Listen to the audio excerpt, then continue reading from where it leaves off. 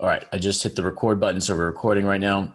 So yesterday, I came across Sarah Joe. We spoke on the phone for a little while, and she told me some unbelievable information. When I was talking to her, I thought I was talking to like a 10-year, 15-year veteran, and then she dropped some news on me that she's been doing real estate for just 9 months, and you're in a new market too, and you've done 18 transactions. Is that right?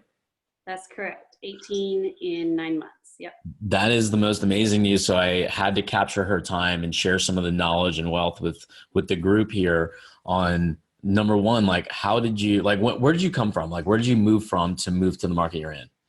Well, I lived in San Antonio and we just moved here to Augusta 2 years ago. And so we moved here not knowing one single person for my husband's job. And so I really had to start from scratch, like friends, job, everything. And so I worked part-time at a preschool for the first year I was here, just to kind of keep busy and have a little pocket cash and everything, and decided to give real estate a shot. My husband's been telling me to do it for 10 years, saying, you'd be good at it, you should do it, you should do it. I'm like, no. But we figured if I could close one house every other month, then I would be making way more than I ever did doing part-time preschool. And turns out I kind of have a knack for it and kind of blew those one every other month goals out of the water. That's absolutely amazing. I mean, I didn't know that you actually didn't know a single person. So that's even more incredible. So from preschool teacher to like real estate on the way to becoming a mogul pretty soon. I'm sure you're going to be the rookie of the year over there. You're at Keller Williams, right? I am. So a lot of it is due to them. They have provided like unbelievable amounts of education and training. When I went in being a new agent, I went into PC coaching, so productivity coaching. Mm-hmm. And it really helped like push me and light a fire with all the other new agents I'm always kind of, I guess, nothing's ever good enough. So like, even though everybody's like, wow, you're doing great, it's never enough for me. And so that productivity coaching kind of helped push those goals even further. Can you give me some of the tips of productivity coaching, what that means and like from a mindset perspective? A lot of it is mindset change. So kind of change the way you think about things, and the things you think about change. And so it really just puts you more into a positive space. I mean, when Keller Williams says their goals are God, family, career, they really teach you that. And somehow putting God and family above your job, it has boosted my job above my wildest dreams. They teach you how to, we call it our drunk monkey. There's always something sitting here on your shoulder telling you, you can't do that, or you can't knock on that door. And they taught me how to do it anyway. Yes, it's okay to be scared. Yes, you are nervous, but you can still do this. And I feel like I bumble my way through everything. I always have a way of being so nervous, I make everything really awkward. The first time I meet somebody, I shook somebody's hand left-handed the other day, and they were like, oh, are you left-handed? I'm like, nope, I don't know why I did that, but it always seems to be a good icebreaker, and it works for me. So That's awesome.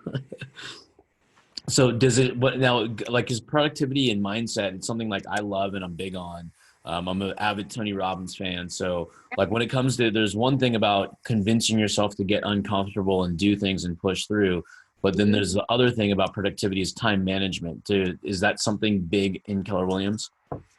it is definitely big in Keller Williams. I'll have to say it's probably my biggest fault, and I still struggle with it every day, but you have to get up and do the same thing every day to make yourself productive. You have to make the calls, you have to make the connections, you have to go to the events, you have to do the continuing education, you have to keep the positive mindset. I get up and do affirmations every morning. I have them wrote all over my bathroom mirror. That way they're constantly in my face, reminding me like, yes, you can. Oops, sorry, battery went low. Like, yes, you can do it. And so just getting up and doing those every single day, you kind of get into a habit of it. That's good. Now let's go into like some of the questions I have. Like, how did you get your first deal in that new market? Open houses. So I didn't have any listings, and I was kind of in that fake it till you make it mode. Like, hey, I'm a go-getter. And so I would ask other agents inside my office if I could host open houses for them. So every Saturday and every Sunday, I hosted a 2-hour open house and brought my sign-in sheet. It took me a few open houses to get down where I could actually capture their emails and phone numbers and get that information from them. But then those open houses led to my first listing. They led to my first buying. Wasn't the house that I hosted with, but I made that rapport, and it took about 3 or 4 months before I got that first deal from that very first open house I hosted. And from those open houses, that very first month of real estate, I've had 3 closings. So from that very first open house. Oh, that's incredible. So you built the database. Mm-hmm. And then how do you follow up with that database? So in 3 months from when you met them, they still remembered you. I just check in. I'm a big texter. It's just part of my business, that and Facebook. I do a lot on Facebook. So I'm constantly just kind of doing that ever presence. Just like when I think about my client, I just shoot them a text and be like, hey, saw this and thought of you. Or and there's their birthday or a holiday, shoot that text message out, shoot that Facebook Messenger, leave a post on their Facebook, just saying, hey, I'm still here. I do remember you. You were more than just my client. Like, I feel like I try to build friendships more than clientele. And it goes a long way. And I've gotten a lot of referrals from it because there's that relationship. It's a true relationship. It's not just like, hey, hi, buy a house from me. All right, see you later kind of thing. Like, I love the people I work with. And I feel like after every closing, there's almost that like loss. Like, I made a friend, and then sometimes they just felt like I was a realtor, and I'm like, hey, I'm still, it's talk to me. Right. Now you guys can hang out too. No, that's incredible, especially since when they're buying a home, they're going to be in your neighborhood too. So yeah. I've made one of the best friends in the world. We met on Facebook and hit it off big time. And then she ended up using me as a realtor, and she lives in my neighborhood. So we hang out like every single day.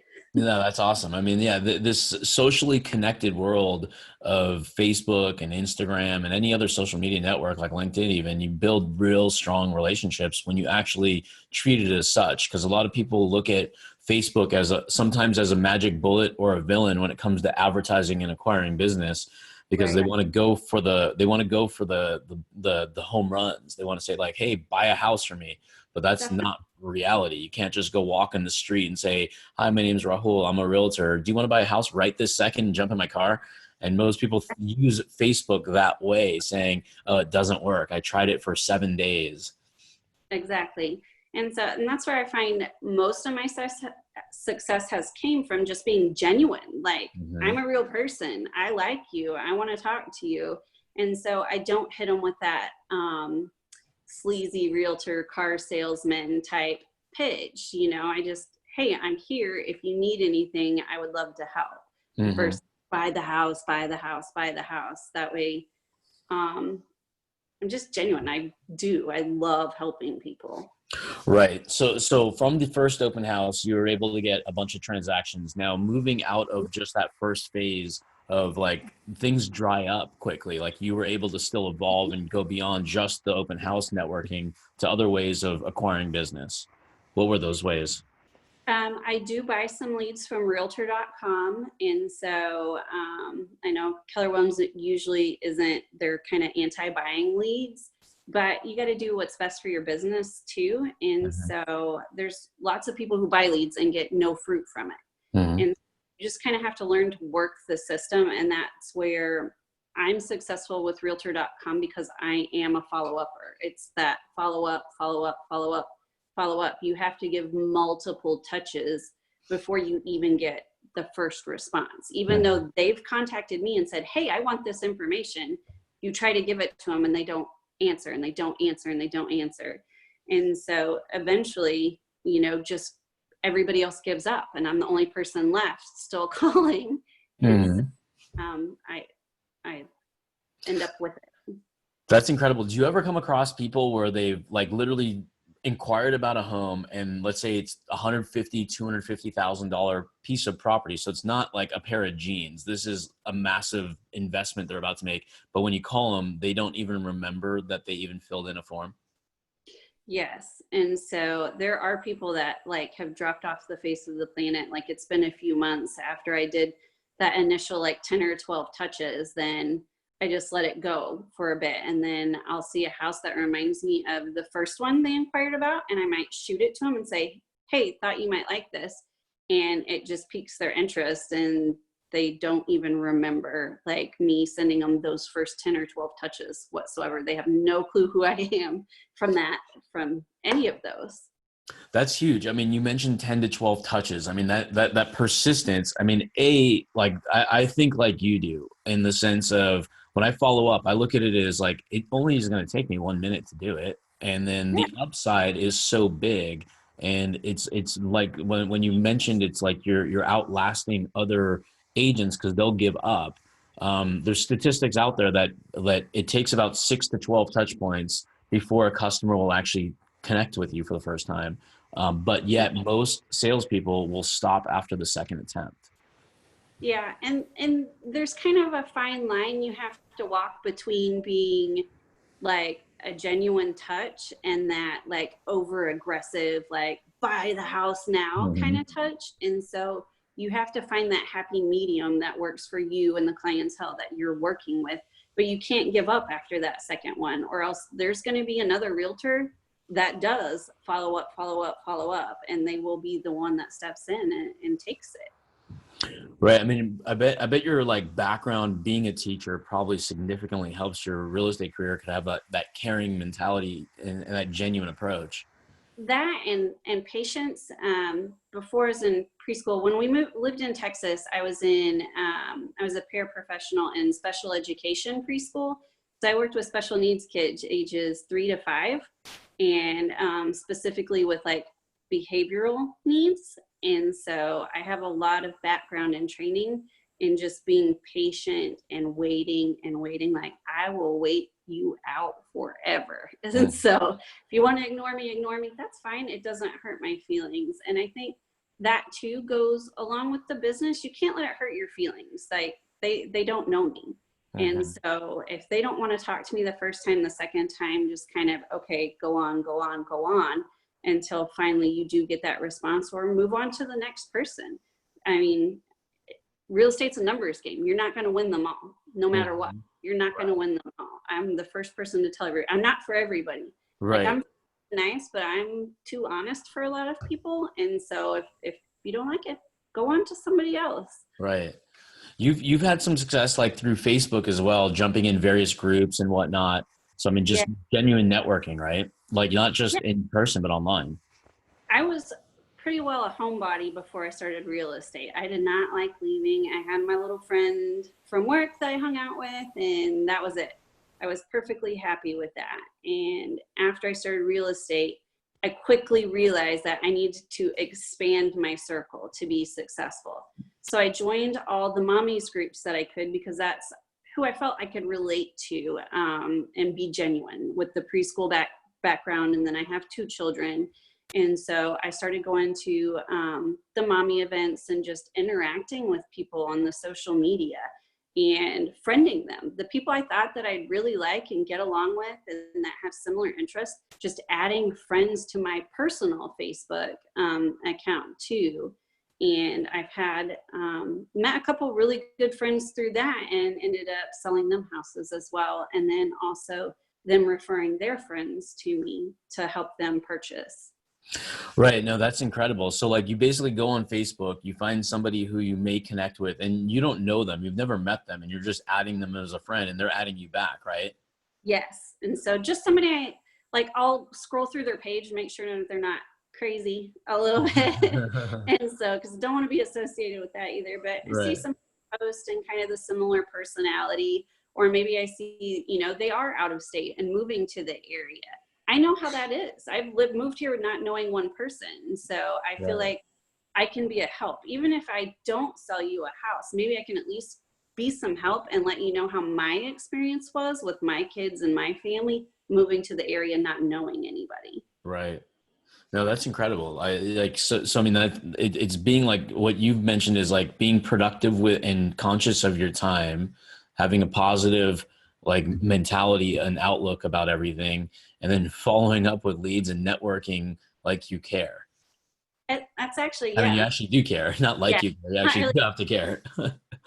I feel like the more you care about this job and the more genuine you are, the better it'll work for you. I mean, there are people that are in it just for the money and everything, but and it works for them. But for me and my business, it has really worked because I actually love what I do. Like Mhm. I'm 37. I Mhm. jumped into this job and it's like, okay, my husband was very supportive, my family was very supportive, and that goes a long way. But this was like, I'm 37. I don't have time to be starting another career. It's this or nothing. So I was Mhm. all in to real estate from day one. And whenever you have that mentality, it pushes you, it gives you a drive to do this for your family, for yourself, to give your kids a better life. I have kids going to college. The Mhm. plan was, make a better life, do the things that we've always wanted to do. And I've been blessed enough that this job has allowed us to do that. Has it given you like since you've seen all this success early on, has it freed up your time and also given you more options to do more things with the extra income? Yes and no. So Mhm. I'm pretty 24/7. Mhm. So we do go on more vacations. And I finally, now that I do kind of have a pipeline, and I have some listings and I am working with buyers, that I can take a day off.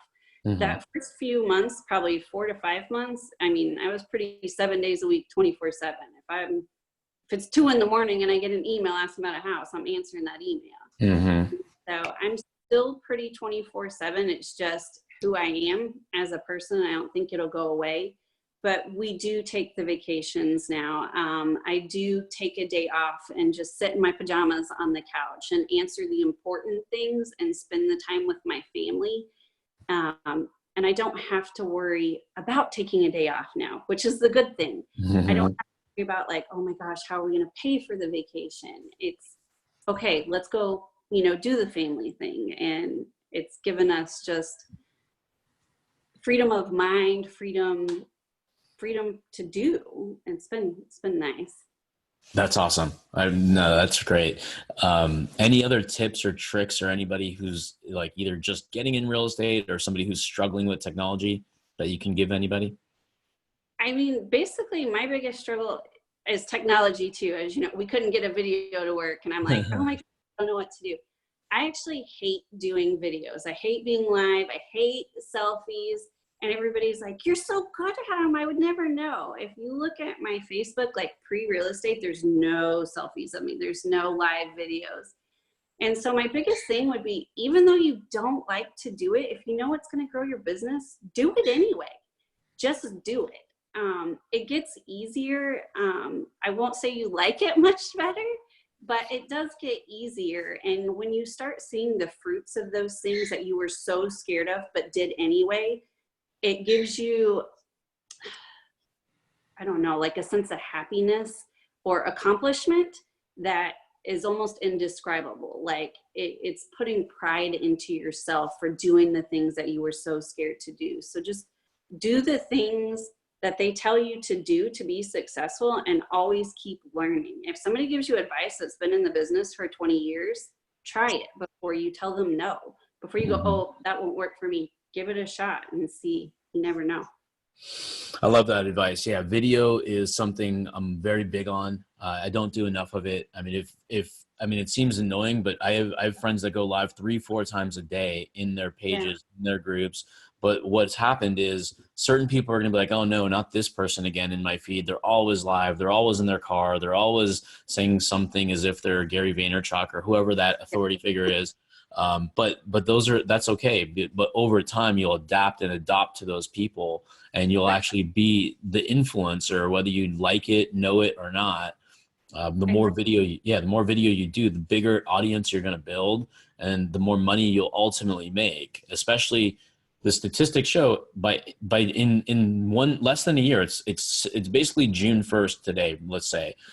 In 6 months from now, video is supposed to be over 80% of the internet's content. And I believe it. It's crazy to me because I have so many. I just friend everybody on Facebook now that I meet or come across. Hey, friend me on Facebook. Everybody I meet, and so I don't necessarily remember them all because I've had one touch with them. Mm-hmm. And I'll be out in public with my family or friends, and I get people coming up to me. Oh wait, I know you from Facebook, and I'm like, oh, you do? And I don't feel like my database is that big yet. And so it's already kind of seeing that fruit. And so if you just keep it up, it will pay off. It grows and grows. And people, you said, will start paying attention to you that you had no idea are paying any bit of attention to you. Mm-hmm. Yeah, no, definitely. And Facebook Lives, like Facebook loves live content. They started off with posts, then they went to pictures, then they went to video, then they went to live content. It's because it gets more engagement, and the more engaged Facebook's audience is, the more money they can charge for their advertisements, or the more they can spend advertisers' monies, because they can, like, their Facebook Lives get people to stay on Facebook longer rather than going to Snapchat, their competitor, or Twitter, or Google, or YouTube. So that's why Facebook is smart in the sense of it rewards any industry, realtors, everybody, by doing more and more video. I agree. Well, thank you for your time and being on here and being a part of the group. I'm sure that whoever watches this was going to see extreme success, and also people will get encouraged that, hey, maybe they aren't being as productive as they could be, and they can do time assessments or productivity assessments as well. Yeah, getting a coach is a big thing. So if you don't have that to do it yourself, I highly recommend getting a coach to keep you accountable, or at least an accountability partner. I still have accountability partners now that I'm out of coaching to go, hey, I ain't seen you on Facebook all week. You know, that's where your business comes from. And I'm like, you're right. And kind of keep me in line. So definitely.